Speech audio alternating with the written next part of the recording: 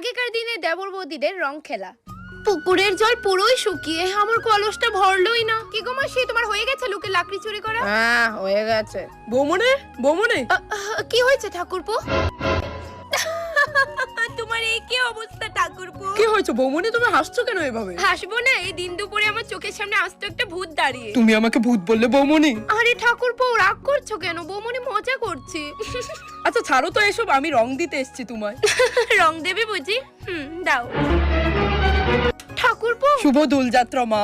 মা, তুমি আমায় মা বললে ঠাকুরপো? আমার মায়ের চলে যাওয়ার পর আমার দ্বিতীয় মা বলতে তুমিই তো আছো বৌমনি।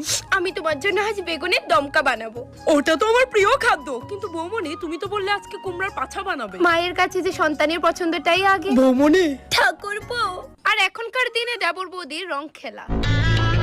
বৌদি বৌদি, জাস্ট রং একটু তুমি